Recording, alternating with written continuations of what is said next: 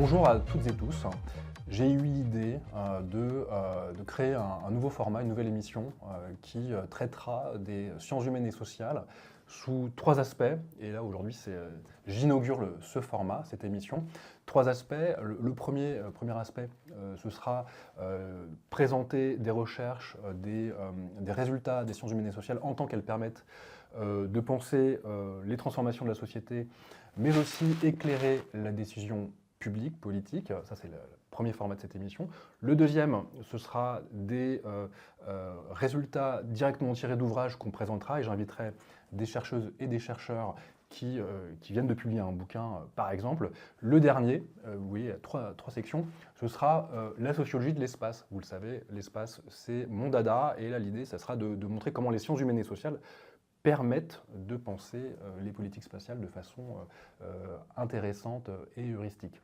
Ça, c'est l'émission que je propose, le nouveau format que je propose. Ça me paraît important parce que souvent, on réfère à la science, aux sciences humaines et sociales, parfois, y compris dans l'hémicycle, mais de façon un peu incantatoire, non approfondie. Ce qu'on va faire ici, c'est de présenter de façon plus serrée ces recherches et ces résultats. Alors, ça ne sera pas forcément un cours de sociologie, hein. On n'est pas à la fac, mais l'idée, c'est à la fois de montrer l'intérêt et peut-être de susciter votre curiosité pour ces savoirs qui sont intrinsèquement utiles, ça j'en suis convaincu, et vous le savez peut-être, dans une autre vie qui est pour l'instant un peu suspendue, j'étais sociologue, discipline que j'enseignais aussi dans les universités, sous la forme de cours magistraux, mais aussi d'accompagnement de recherche d'étudiants en master ou en thèse. Donc c'est un savoir qui m'est très cher, et pour moi c'était inadmissible que je me mette dans la position de l'oublier en tant que député. Donc, je me remets un petit peu à la page, à chaque fois avec une arrière-pensée, hein. Il faut que ces discussions aient une utilité pour le débat public à un moment T, qui est celui de la politique en ce moment. Donc ça, c'est cette émission. Je l'ai appelée Espaces sociaux. Bon, c'est pas forcément très inventif, mais en tout cas, ça caractérise bien cette intention qui est la mienne. Alors, aujourd'hui, je vais inaugurer une sous-section de cette émission qui est celle qui est consacrée à des recherches, des concepts, des résultats qui permettent de penser le devenir social et les transformations politiques de la société. Et il y avait potentiellement beaucoup de concepts candidats pour ouvrir la réflexion. Je propose d'évoquer, de vous présenter un concept qui pour moi est extrêmement important, c'est celui de l'éthos de la science. L'éthos de la science, qui est une notion qui a été forgée il y a presque un siècle, donc ça remonte, par un sociologue américain, Robert King Merton, qui est fondateur de la sociologie de la science comme institution, qui est aussi un grand contributeur à la théorie sociologique, à la théorie normative de l'action, des institutions. En gros, il a contribué à peu près à tous les segments de la sociologie. C'est un sociologue classique, hein.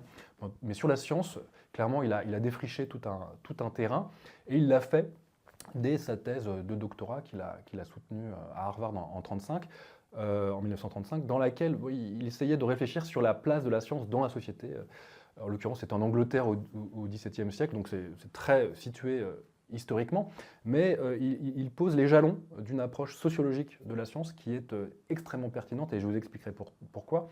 Et il commence à faire émerger cette notion d'éthos de la science, de structure normative de la science, qu'il va présenter de façon plus approfondie dans un article extrêmement classique de cette spécialité sociologique qu'il a publié en 1942. Et en traduction, le titre c'est « La structure normative de la science dans un ordre démocratique ». Et là, il pose ce concept d'éthos de la science. Alors, en quoi il est intéressant, et je vais le définir, et vous verrez pourquoi c'est important.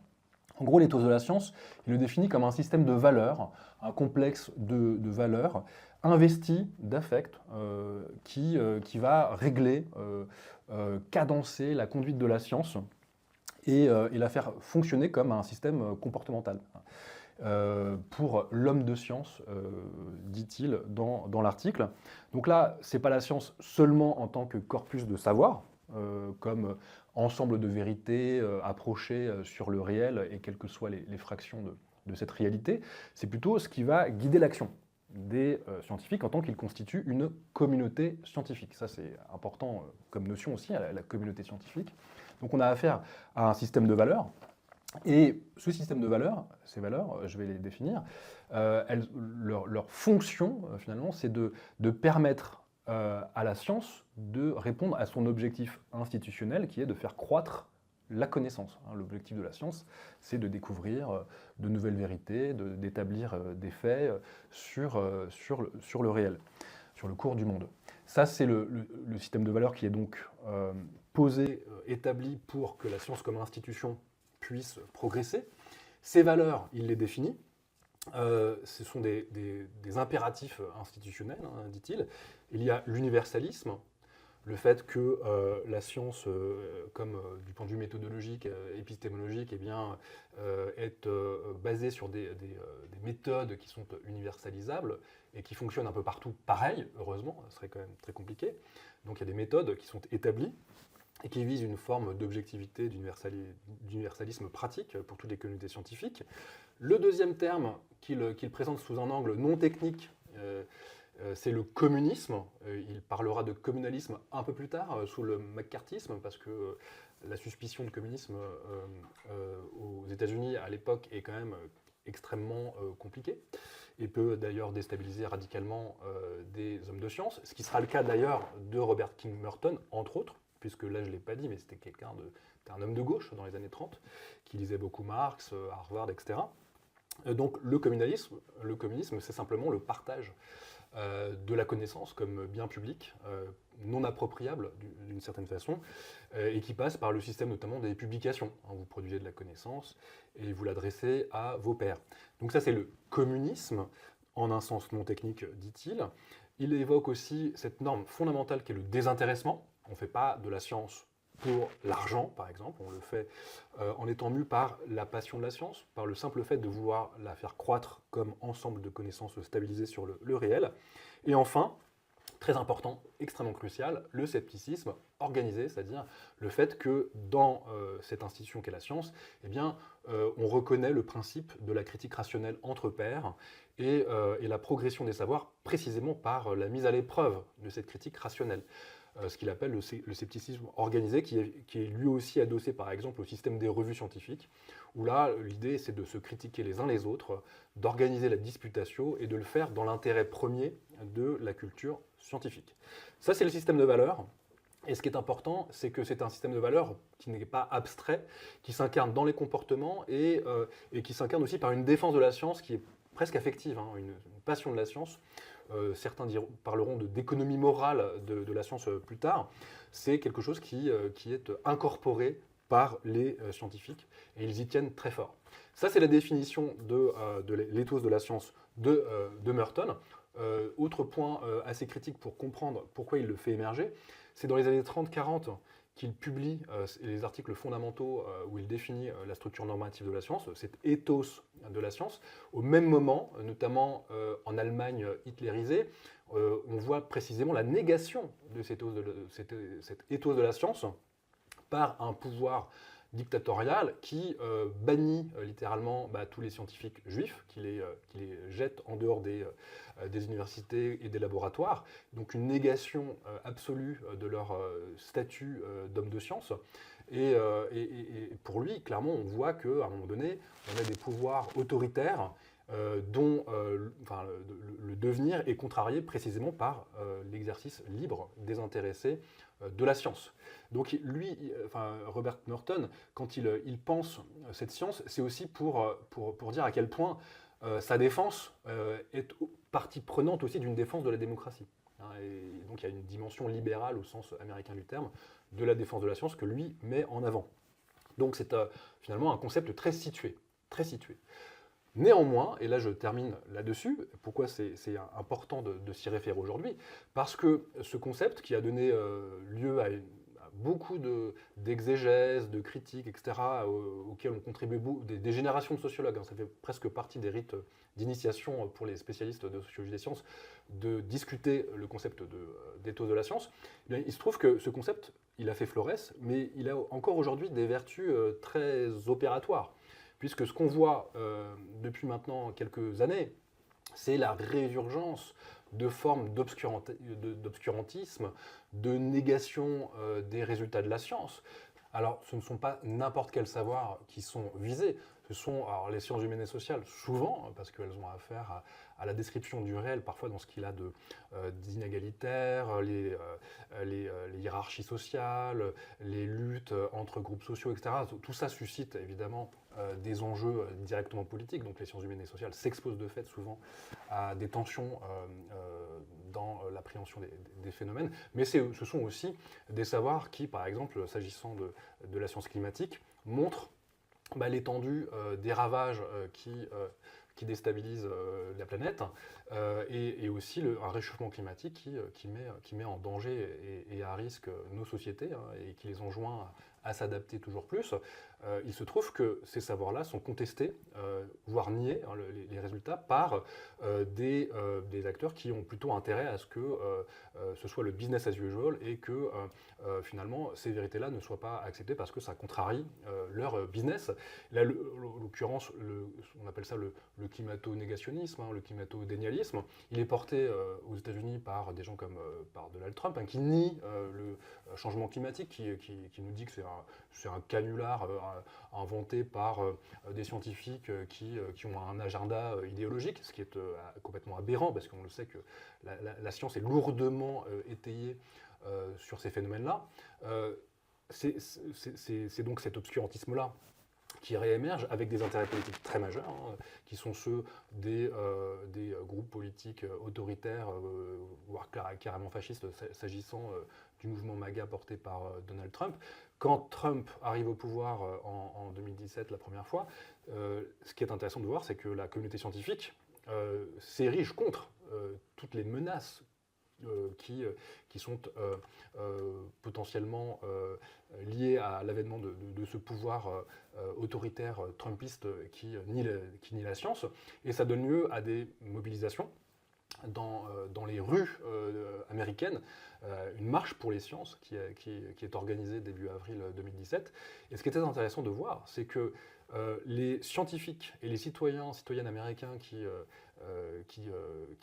décidaient de se mobiliser en défense de la science, le faisaient avec les mêmes mots d'ordre qui étaient ceux que Merton avait codifiés dans cette idée d'éthos de la science universaliste, désintéressée, qui progresse par la critique rationnelle et par la mise à distance de toute forme de politique en tant qu'elle contrarie cette marche pour les sciences. Donc là, on voit à quel point la lutte contre les ravages de l'obscurantisme et la négation de la raison produit par contraste une défense de la science et qui part de ce que Merton appelle une indignation morale, hein, dès lors que la science est mise à mal, contestée ou mise au pas. Et à l'époque, les menaces étaient très claires, hein, c'était fermeture de laboratoires en sciences du climat, c'était la nomination de climato-sceptiques dans des agences fédérales américaines. Donc on voit bien qu'il y avait clairement un grand danger. Ça, c'était en 2017. Ça s'est réactivé avec l'avènement au pouvoir de Trump 2.0. On a vécu une nouvelle mobilisation très importante qui s'appelle Stand Up for Science, hein, et qui d'ailleurs va se réorganiser pour une nouvelle édition le 7 mars 2026 dans les rues de Paris, un peu partout en France. Et là encore, le mot d'ordre porté par les communautés scientifiques, c'était précisément de défendre la connaissance en tant qu'elle est un bien précieux, un bien public précieux qui permet à nos sociétés d'affronter les défis les plus existentiels du XXIe siècle, à commencer par le changement climatique, dont on entend insuffisamment parler dans l'arène politique, ce qui est en soi vraiment fondamentalement choquant. S'il y a bien un sujet sur lequel il faut travailler politiquement, c'est celui-ci. Il disparaît hélas de l'hémicycle ici, ou quand il apparaît, c'est pour dire non, on continue droit dans le mur avec des lois toujours plus régressives sur le plan climatique. Donc l'éthos de la science, on voit bien que c'est un levier normatif, c'est porté par les communautés scientifiques, mais c'est aussi, finalement, sans pour autant être cité, c'est finalement le condensé d'une indignation morale qui est partagée au-delà des communautés scientifiques. Je pense que les citoyennes et les citoyens ont compris qu'il y avait intérêt à avoir une communauté scientifique autonome. Autonome, ça veut dire capable de produire ses propres règles de fonctionnement, que j'ai énoncé tout à l'heure, hein, ces impératifs institutionnels, parce que la recherche publique, la recherche désintéressée, productrice de vérité, sert directement la société. Et c'est la raison pour laquelle il faut la défendre.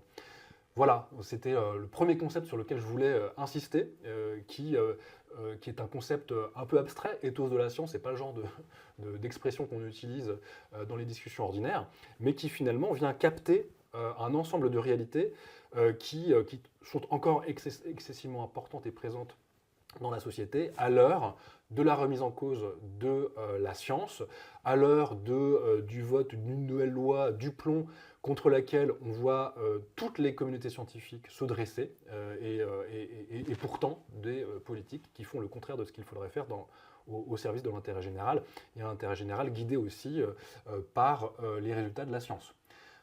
Ethos de la science, c'était finalement ce premier concept que je voulais vous présenter. J'espère que ce format, qui va évoluer au fur et à mesure, hein, c'est la première émission, c'est la première émission qui en annonce d'autres. J'espère que ça vous a intéressé.